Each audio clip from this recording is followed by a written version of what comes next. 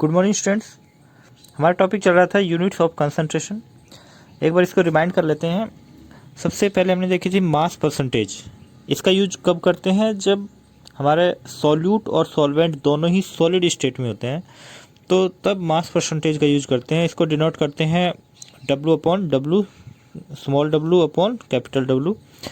और इसकी जो डेफिनेशन है वो क्या है? The amount of solute in grams present in 100 grams of solution is known as mass percentage. Formula क्या है? Weight of solute upon weight of solution into 100। तो यहाँ से जो क्वेश्चन बनेगा, या तो डायरेक्ट फॉर्मूले पर बन जाता है कि मास परसेंटेज का फॉर्मूला क्या है, या फिर डेफिनेशन क्या है, या फिर कोई न्यूमेरिकल बनता है। उसमें आपको सॉल्यूट का वेट मिलेगा, सॉल्यूशन का वेट मिलेगा। सॉल्यूशन का वेट डायरेक्टली कई बार नहीं देते हैं, इनडायरेक्टली दे देते हैं। तो उसमें हमें अगर सॉल्यूशन का वॉल्यूम दे रखा है और डेंसिटी दे रखी है, तो उससे हम वेट कैलकुलेट कर लेते हैं। ऐसा क्वेश्चन हमने देखा था। Second is volume percentage. Volume percentage का यूज तब करते हैं जब सॉल्यूट और सॉल्वेंट दोनों ही लिक्विड स्टेट में होते हैं। ज़्यादातर उसी में वॉल्यूम का यूज होता है। इसको V अपॉन V से डिनोट करते हैं। इसकी डेफिनेशन क्या है?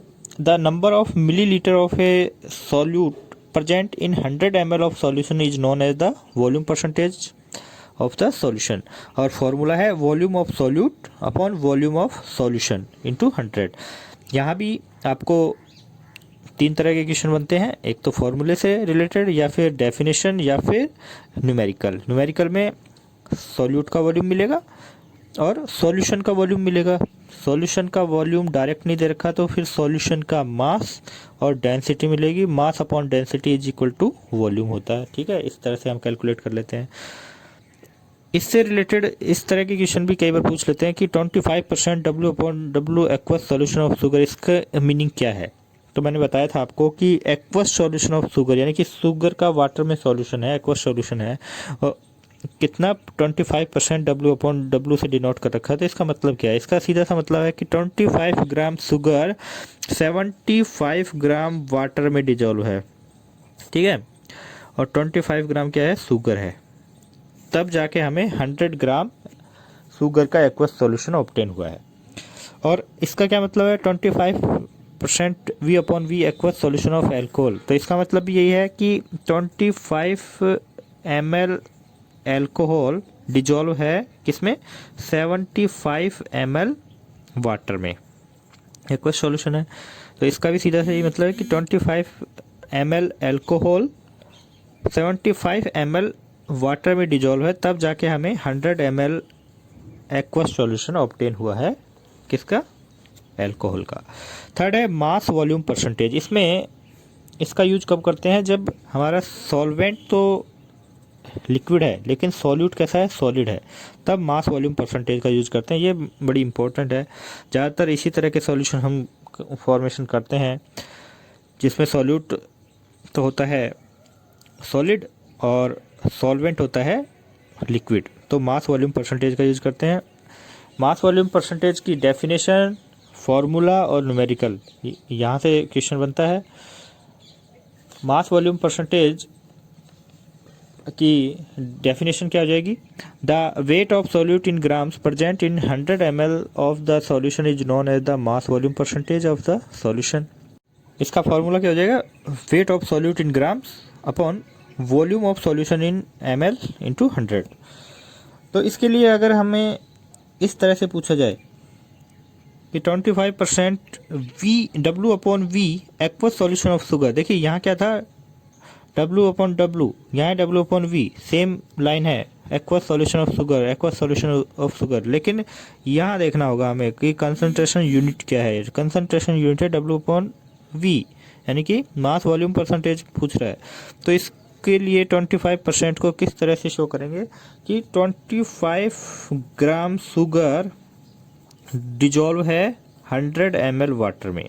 ठीक है ना, यहाँ ये मत कर देना कि 25 ग्राम शुगर 75 ml वाटर में डिजोल्व है, क्योंकि हमें पता है कि वाटर अगर 100 ml लेंगे तो ही फिर हमें 100 ml सॉल्यूशन ऑब्टेन होगा, एक्वस सॉल्यूशन किसका? शुगर का। तो अब इस 100 ml वाटर में 25 ग्राम जो शुगर है वो डिजोल्व कर दो, आसानी से डिजोल्व हो जाएगी। लेकिन अगर हमने 75 ml वाटर में 25 ग्राम शुगर डिजोल्व करी है तो फिर वो वॉल्यूम है 100 ml नहीं हो पाएगा। तो 100 ml का एक्वस सॉल्यूशन ऑब्टेन करने के लिए शुगर का 100 ml वाटर ही लेना पड़ेगा, यानी कि 100 ml सॉल्वेंट ही लेना पड़ेगा।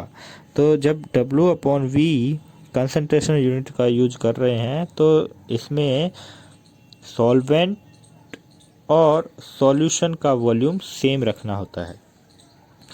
इसके बाद फोर्थ थी पार्ट पर मिलियन ppm। तो इसका सीधा सा डेफिनेशन क्या हो जाएगा कि 10 लाख पार्ट में कितना पार्ट सॉल्यूट का है, यानी कि सॉल्वेंट के 10 लाख पार्ट्स में कितने पार्ट सॉल्यूट के हैं। अब पार्ट का मतलब है कि हम उसे ग्राम्स में ले सकते हैं या फिर वॉल्यूम में ले सकते हैं। जैसे कि 10 लाख लीटर में 10 लाख लीटर सॉल्वेंट में कितना लीटर सॉल्यूट डिजॉल्व है, वही उसका पार्ट पर मिलियन है। या फिर 10 लाख ग्राम या किलोग्राम, ग्राम में ले रहे हैं तो 10 लाख ग्राम सॉल्वेंट में कितने ग्राम सॉल्यूट के हैं, वही उस सॉल्यूशन का पार्ट पर मिलियन है। मिलियन का मतलब है 10 लाख। तो मास of solute upon mass of solution into 10⁶, ये इसका फॉर्मूला हो गया। ठीक है, इसके बाद आती है molarity. Molarity, mole fraction and normality, इनकी बात करेंगे। सबसे पहले बात करते हैं मोलरिटी। ये मास वॉल्यूम परसेंटेज का ही एक टाइप है। m/v जो अभी हमने पढ़ी, मास वॉल्यूम परसेंटेज, उसी का ही एक टाइप है। और ये सब आप 11th में पढ़ चुके हैं। Molarity, molality, normality, mole fraction, इसको रिपीट ही कर रहे हैं एक तरह से यहाँ पे। मोलरिटी की डेफिनेशन क्या होगी? The number of moles of a solute dissolve in 1 litre, 1 litre को 1 क्यूबिक डेसीमीटर भी बोल सकते हैं। 1 litre solution is known as molarity of solution. ये इसका सीधा सा फॉर्मूला है कि सॉल्यूट के मोल्स को डिवाइड कर दो सॉल्यूशन के वॉल्यूम से, तो वही उसकी मोलरिटी है। ठीक है, लेकिन ये इतना इजीली पूछते नहीं है। इसमें भी क्वेश्चन आने का 2-3 तरीके हैं। पहले तो डेफिनेशन से आएगा, दूसरा है फॉर्मूला, और तीसरा है न्यूमेरिकल। ज़्यादातर न्यूमेरिकल ही आता है। एक बार फॉर्मूला भी पूछा गया है मोलरिटी का। तो देखिए, ये तो इसका कॉमन फार्मूला है, नॉर्मल फार्मूला है, लेकिन इतने से काम चलता है नहीं। हमें इसको थोड़ा एक्सपेंड करना होगा। हमें सॉल्यूट के मोल कैसे काउंट करते हैं वो फार्मूला इसमें ऐड करना होगा। और वो फार्मूला क्या होता है? मास of solute in grams upon mass, molar mass of solute. आपको पता है कि मोल कैसे निकालते हैं? 11th क्लास में हमने देखा है कि किसी भी मैटर के, किसी भी सब्सटेंस के मोल हमें काउंट करने हैं तो कैसे काउंट करते हैं? उस सब्सटेंस का जो हमें मास दिया गया है उसमें उसी सब्सटेंस के मोलर मास से उसको डिवाइड कर देते हैं, तो जो वैल्यू आती है वो उसके मोल्स की वैल्यू आती है। ठीक है, तो देखिए फार्मूला क्या हो गया। इसकी जगह हमने ये फार्मूला रख दिया है, यहाँ ये फार्मूला रखा है। और ज़्यादातर वॉल्यूम को हम ml में लेते हैं, इसलिए इसको ml में ही लिखना होता है। तो फिर उसको लीटर में चेंज करना होगा। लीटर में चेंज करेंगे तो फिर 1000 से डिवाइड करते हैं तो 1000 फिर ऊपर चला जाता है। तो देखिए यही फार्मूला ये हो गया। तो ये जो वैल्यू है ये किसकी है? Number of moles of solute. और ये जो वैल्यू है किसकी है? Volume of solution. तो वॉल्यूम ऑफ सॉल्यूशन को ml में लेते हैं, इसको 1000 से डिवाइड किया तो ये 1000 ऊपर चला गया। तो ये फार्मूला इस तरह से हमने एक्सपेंड कर दिया, जिसमें मास ऑफ सॉल्यूट को हम WB से लिखते हैं। सॉल्यूट को B से ही लिख रहे हैं हम, इस पूरे चैप्टर में B से लिखेंगे। सॉल्वेंट को A से लिखेंगे। तो W मीन्स वेट, सॉल्यूट का वेट है तो WB। और सॉल्यूट का ही मोलर मास है, मोलर मास को कैपिटल M से लिखते हैं तो MB। और ये वी सॉल्यूशन क्या है, वॉल्यूम है सॉल्यूशन का, इन ml में है, ml में है तो इसको लीटर में चेंज करना होगा क्योंकि हमारी डेफिनेशन में यही है कि 1 लीटर में कितने मोल हैं। तो इसको 1000 से डिवाइड करेंगे तो वो 1000 ऊपर चला जाएगा। ठीक है, तो ये फॉर्मूला याद रखना है। इसी से रिलेटेड न्यूमेरिकल्स आते हैं। Molarity is expressed in units of mole पर लीटर। ठीक है, ये इसकी यूनिट हो गई।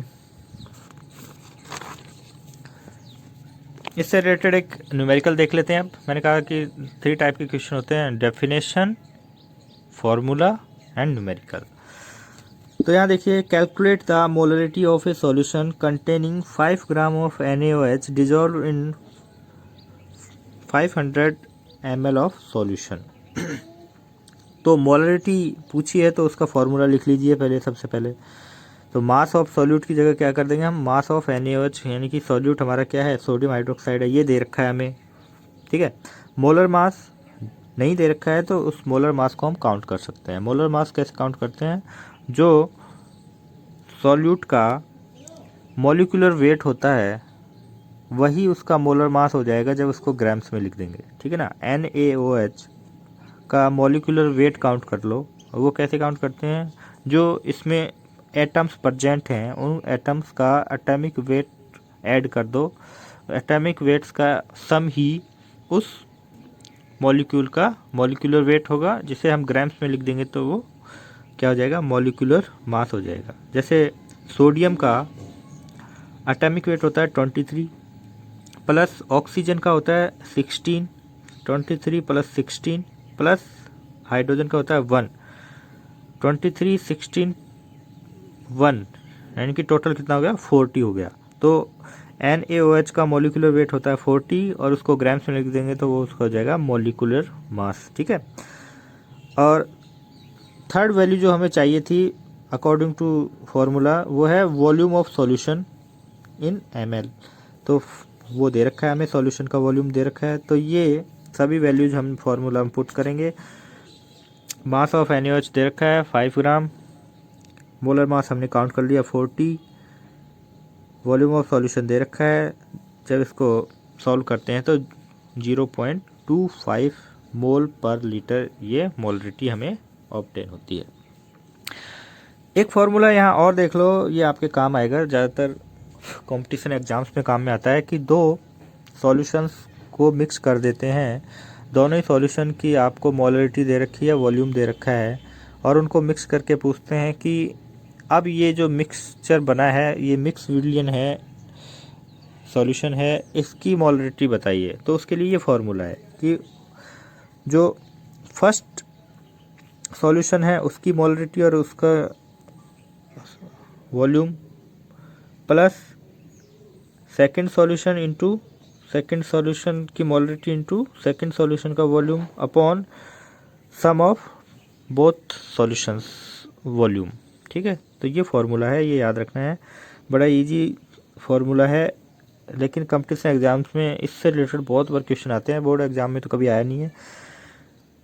तो उस जो सॉल्यूशन का मिक्सचर है उसकी मोलरिटी हम काउंट कर सकते हैं, और हमें ये जो दोनों ही सॉल्यूशन है उनकी मोलरिटी और वॉल्यूम हमें दे के रखेगा। ठीक है, इसके बाद है मोलरिटी।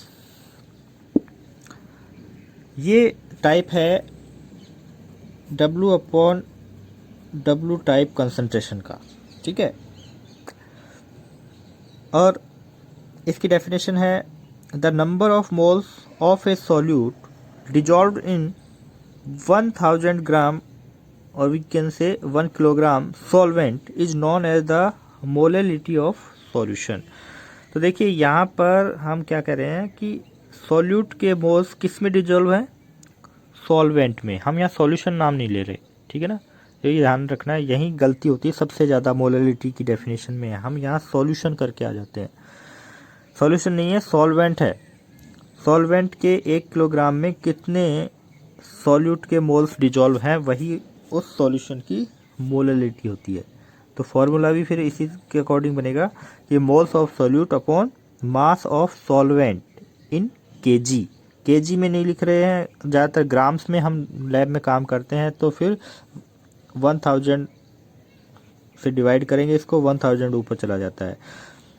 मोल्स ऑफ सॉल्यूट कैसे काउंट करते हैं ये भी पता है, यानी कि इस फॉर्मूले को एक्सपेंड करेंगे तो इस तरह से ये एक्सपेंड हो जाएगा कि moles of solute means mass of solute in grams upon molar mass of solute into 1000 upon weight of solvent in grams. ठीक है, अगर किलोग्राम में दे रखा है वेट तो फिर 1000 से ऊपर मत लगा देना, 1000 से डिवाइड मत कर देना इसको।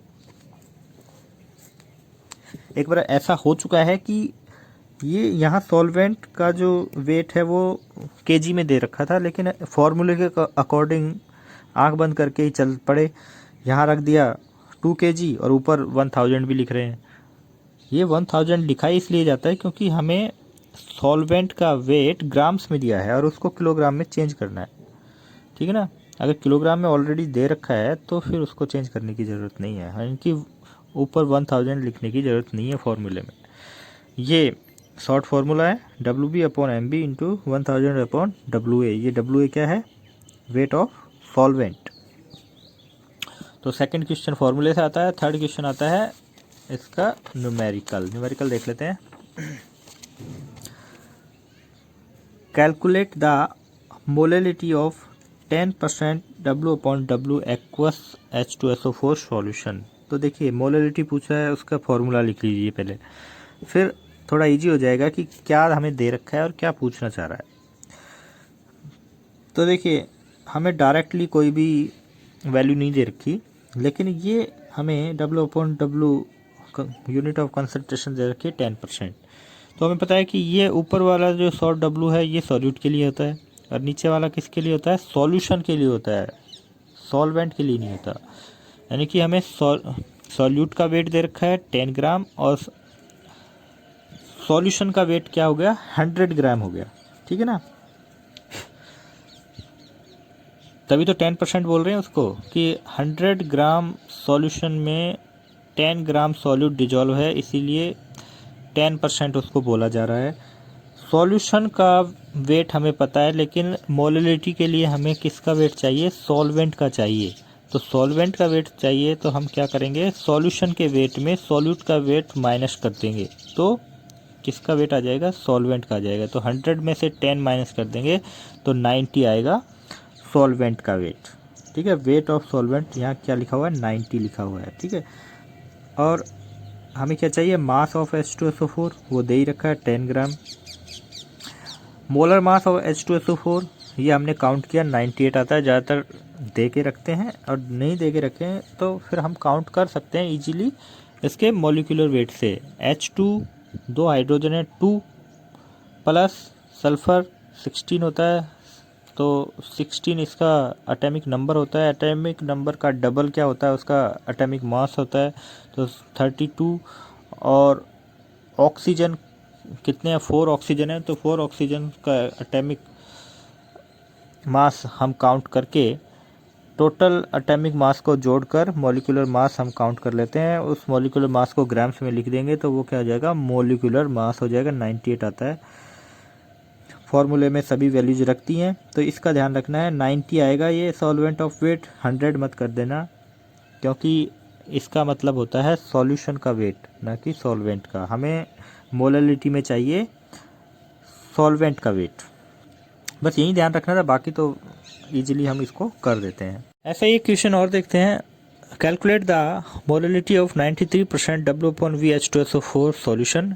Assume density of solution is equal to 1.8 ग्राम पर ml। देखिए अब यहाँ जो कंसंट्रेशन यूनिट है वो W upon V है, और हमें पता है कि ये जो V होता है ये सॉल्यूशन का वॉल्यूम बोल दो या फिर सॉल्वेंट का वॉल्यूम बोल दो, सेम होता है। और इसका 93% का मतलब है कि 100 ml सॉल्यूशन में 93 ग्राम जो सॉल्यूट है वो डिजॉल्व है। तो हमें मोलैलिटी पूछी है, उसका फॉर्मूला हमारे पास क्या होता है? मास of solute upon molar mass of solute into 1000 upon weight of solvent, जो भी फार्मूला है। तो इसमें देखिए मास ऑफ H2SO4 हमें दे रखा 93 है ग्राम, ठीक है। 93% का मतलब है 93 ग्राम क्या है, सॉल्यूट का मास है, ठीक है। मोलर मास हमने काउंट कर लिया, H2SO4 का कितना होता है, 98 होता है। अब हमें चाहिए वेट ऑफ सॉल्वेंट, लेकिन यहाँ वॉल्यूम दे रखा है और ये जो डेंसिटी है ये सॉल्यूशन की दे रखी है। अगर ये डेंसिटी किसकी देता, सॉल्वेंट की देता, तो हम डायरेक्ट क्या करते, वॉल्यूम को डेंसिटी से मल्टीप्लाई कर देते और वो जो वैल्यू आती वो किसकी वैल्यू आती, मास ऑफ सॉल्वेंट की आती। लेकिन यहाँ जो डेंसिटी दे रखी है वो किसकी दे रखी है, सॉल्यूशन की दे रखी है। तो यहाँ कंफ्यूज नहीं होना है, बड़ा ही कंफ्यूजिंग सा ये क्वेश्चन है, बहुत बार गलती करते हैं बच्चे,